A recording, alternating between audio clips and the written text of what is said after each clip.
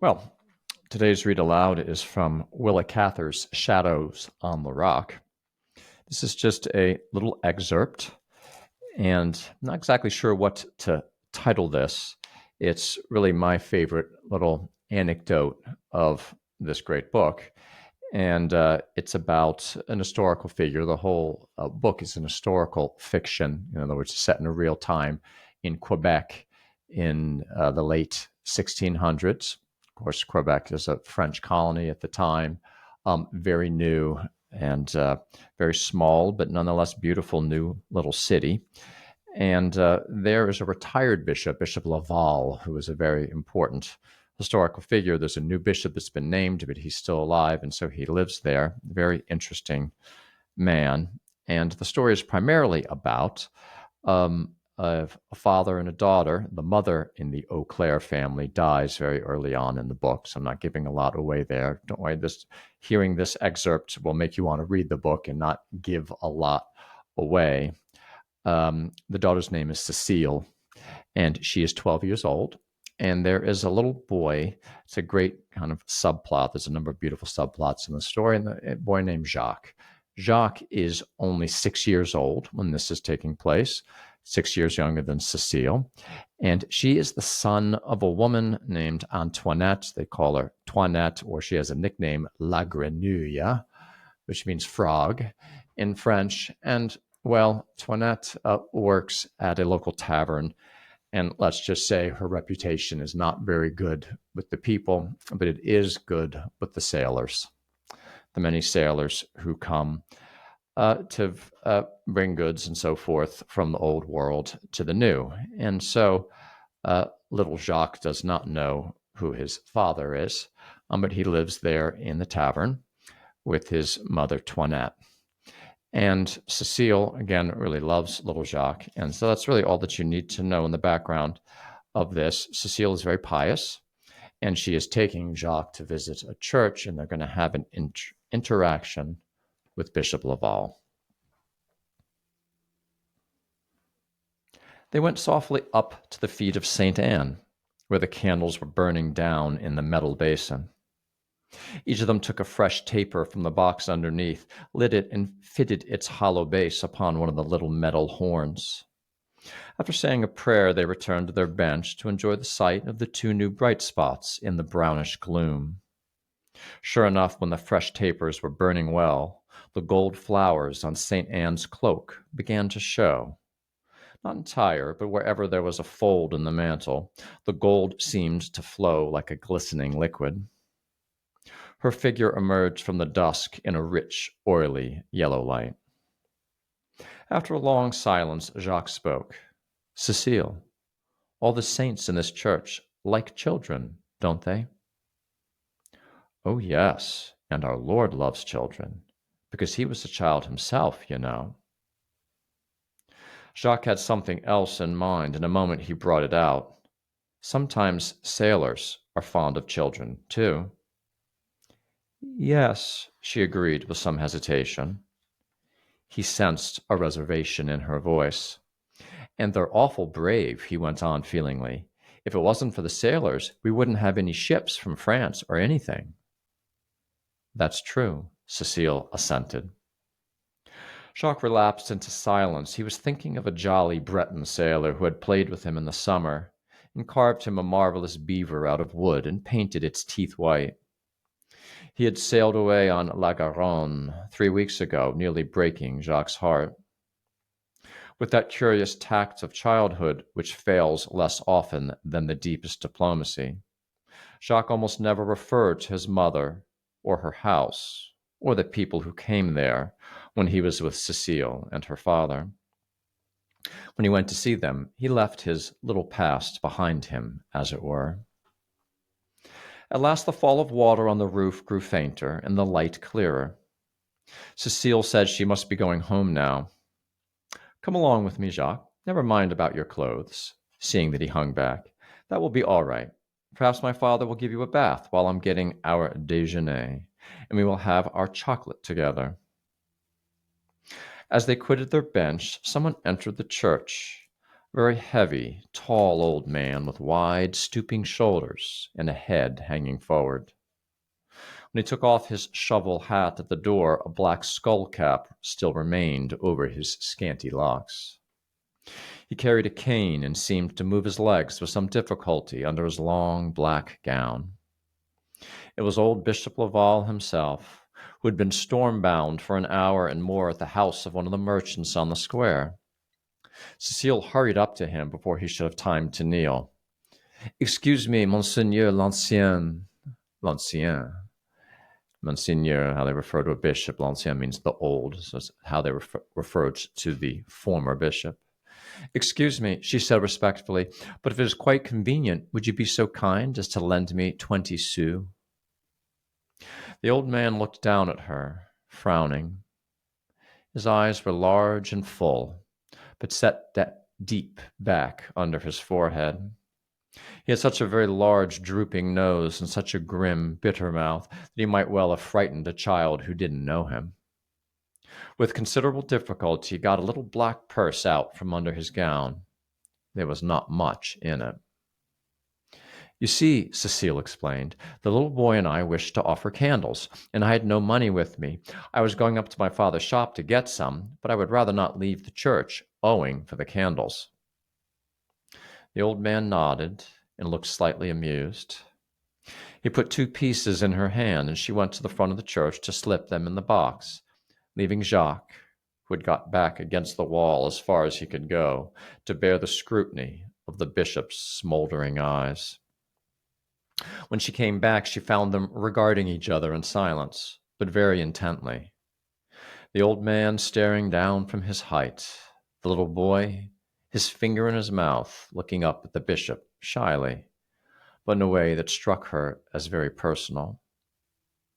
Cecile took him by the hand and led him to the door. Glancing back over her shoulder, she saw the bishop sink heavily to his knees, with something between a sigh and a groan. Everything was glittering when they stepped out into the square. No sun yet, but a bright rain-gray light, silver and cut steel and pearl on the gray roofs and walls. Long veils of smoky fog were caught in the pine forests across the river, and how fresh the air smelled. "Jacques," Cecile asked wonderingly, "do you know Monseigneur Laval? Did he ever talk to you?" "I think once he did." "What about?" "I don't remember." They went hand in hand up the hill. He both did and did not remember. It came back to him in flashes, unrelated pictures like a dream. Perhaps it was a dream. He could never have told Cecile about it, since it was hard for him to talk even about things he knew very well.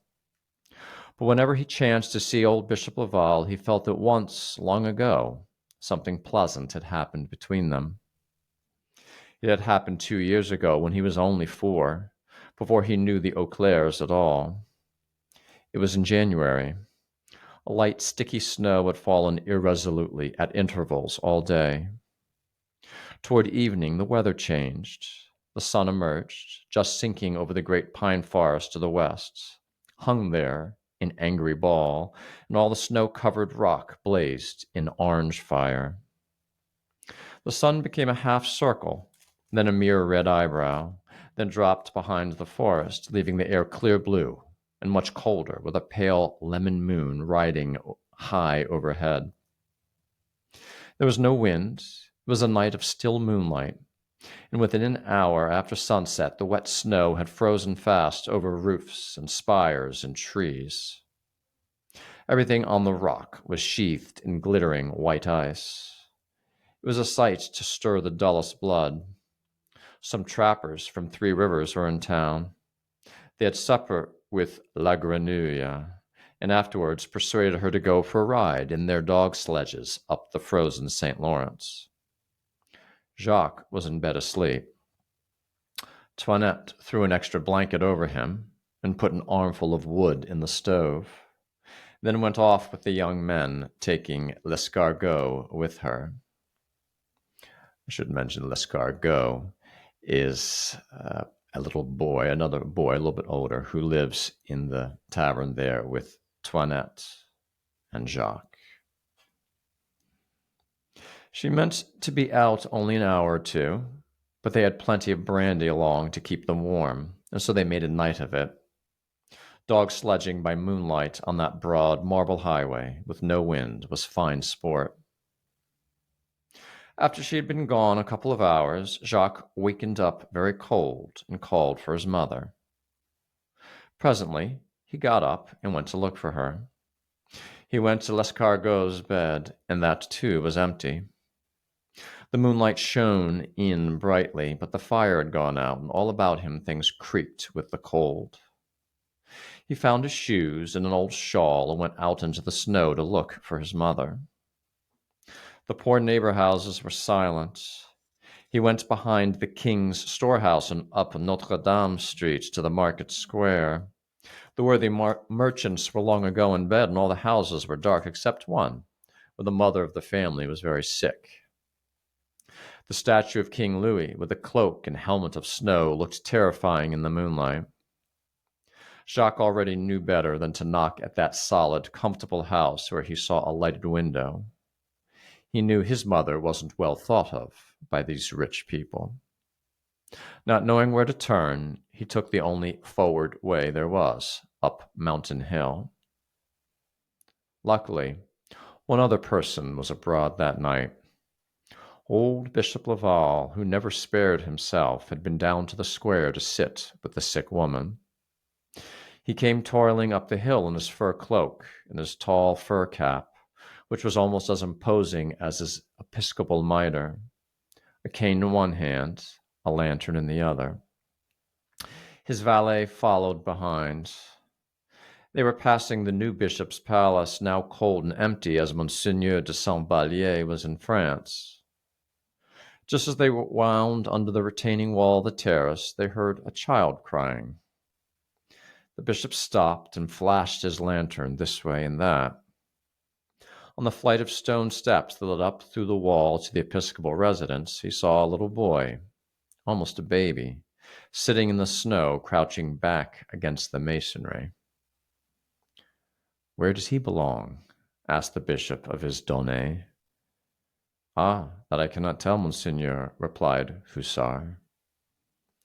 "Pick him up and bring him along," said the bishop. "Unbutton your coat and hold him against your body."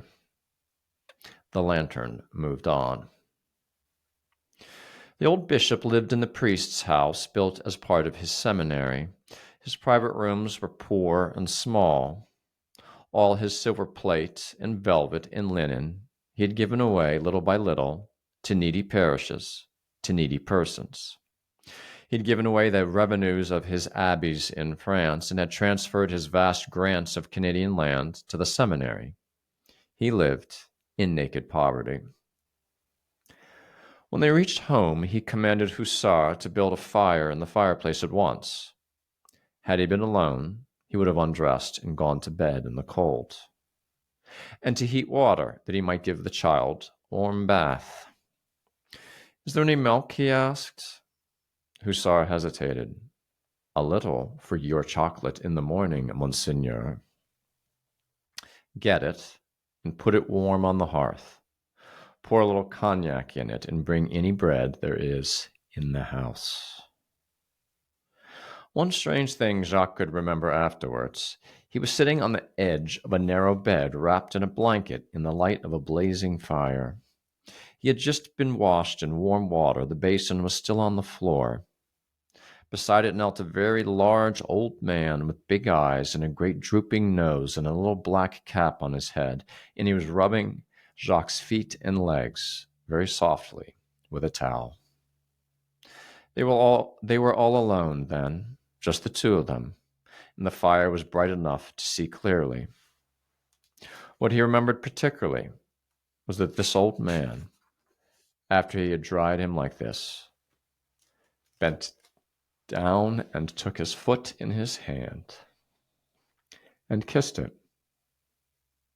First the one foot, then the other. That much Jacques remembered. When the servant returned, they gave the child warm milk with a little bread in it and put him into the bishop's bed. The hussar begged to take him to his own. No, we will not move him. He is falling asleep already. I do not know if that flush means a fever or not. Monseigneur, Hussar whispered, now that I have seen him in the light, I recognize this child. He is the son of Toinette Go, the woman they call La Grenouille. Ah, the old man nodded thoughtfully. That, too, may have a meaning. Throw more wood on the fire and go. I shall rest here in my armchair with my fur coat over my knees until it is time to ring the bell. The bishop got up at 4 o'clock every morning, dressed without a fire, went with his lantern into the church, and rang the bell for early mass for the working people. Many good people who did not want to go to mass at all, when they heard that hoarse, frosty bell clanging out under the black sky, where there was not yet even a hint of daybreak, groaned and went to the church. Because they thought of the old bishop at the end of the bell rope, and because his will was stronger than theirs. He was a stubborn, high-handed, tyrannical, quarrelsome old man, but no one could deny that he shepherded his sheep. When his donne had gone, and he was left with the sleeping child, the bishop settled his swollen legs upon a stool, covered them with his cloak, and sank into meditation. This was not an accident, he felt. Why had he found on the steps of that costly episcopal residence, built in scorn of him and his devotion to poverty, built by the new bishop? Why had he found a male child half-clad and crying in the merciless cold? Why had this reminder of his infant Savior been just there, under that house, which he never passed without bitterness, which was like a thorn in his flesh? Had he been too much absorbed in his struggles with governors and intendants, in the heavy labor of founding and fixing his church upon this rock, in training a native priesthood and safeguarding their future? Monseigneur de Laval had not always been a man of means and measures.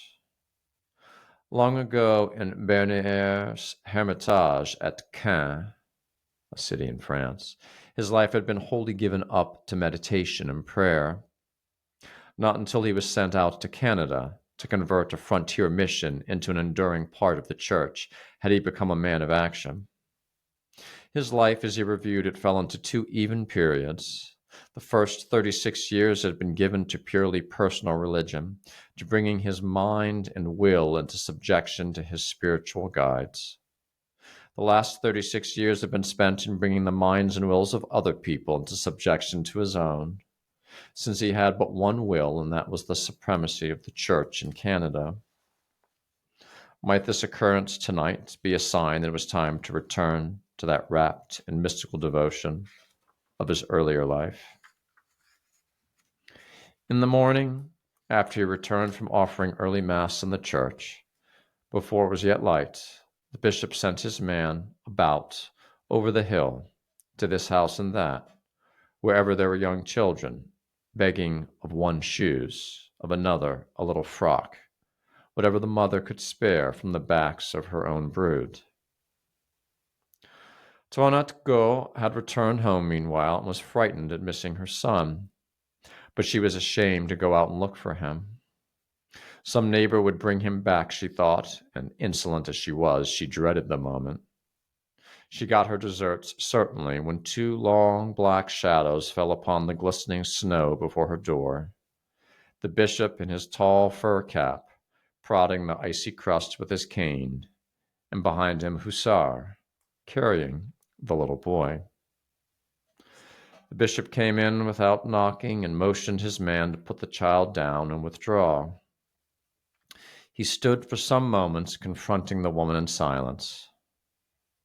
Toinette was no fool. She felt all his awfulness, the long line of noble blood and authority behind him, the power of the church and the power of the man. She wished the earth would swallow her, not a shred of her impudence was left her. Her tongue went dry.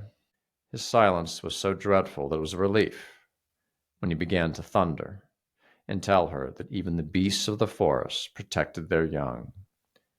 Les ours et les loups protégeant le petit. The bears and the wolves take care of their little ones. He meant to watch over this boy, he said. If she neglected him, he would take the child and put him with the sisters of the congregation, not here, but in Montreal. Toinette knew that he would do it, too. She kept Jacques in the house all the rest of the winter, and never went out herself, except l'escargot was there to watch him. It was not until the summer ships came, bringing new lovers and new distractions, that Jacques was allowed to go into the streets to play. There ends this excerpt from Shadows on the Rock by Willa Cather, and a little glimpse through Willa Cather's artistry of the Bishop Laval.